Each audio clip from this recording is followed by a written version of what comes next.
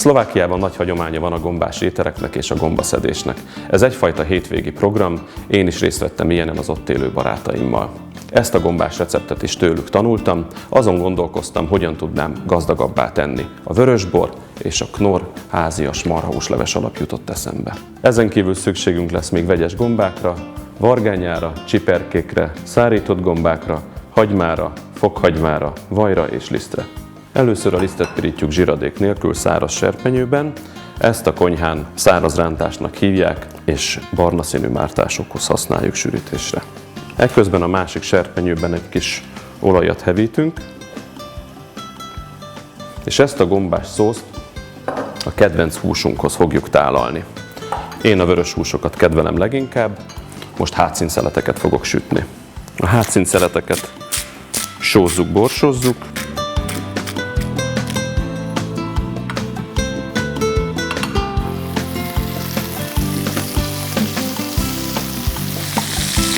finomra vágjuk a vöröshagymát, közben megfordíthatjuk a hússzeleteket, összezúzzuk és fölaprítjuk a fokhagymát.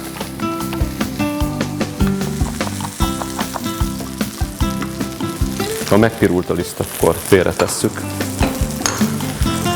A hússzeleteket kivesszük, és melegen tartjuk, fóliával letakarjuk. A visszamaradt zsiradékon fonnyasszuk a hagymát, és a fokhagyma felét.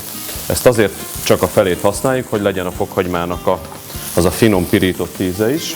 A másik felét később fogjuk használni. Miközben pirul a hagyma, fölvághatjuk a gombákat is.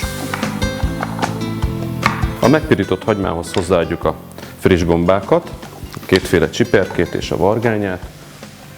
Ez a gombamártás is úgy finom, hogyha többféle gombából készül. A vargányának igazán jellegzetes, karakteres íze van.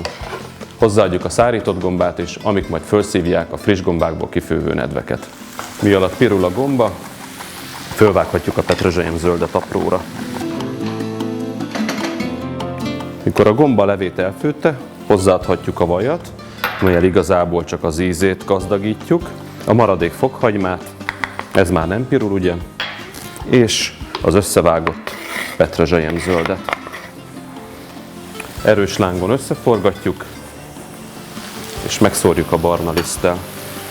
Jól átforgatjuk a liszttel is, majd hozzáadjuk a vizet.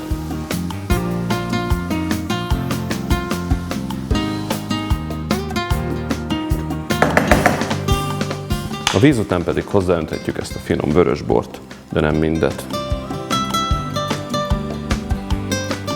Hagyjunk egy kicsit magunknak is.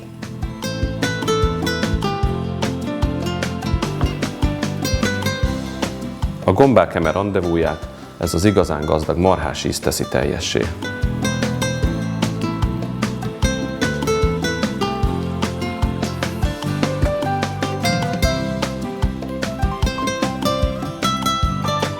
(5-8 perc alatt készre főzzük. Ízlés szerint fűszerezhetjük még például kakukkfűvel.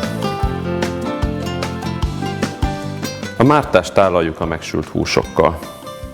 Hátszínnel, lehet karajjal, és egy pulyka mellsztékkel is.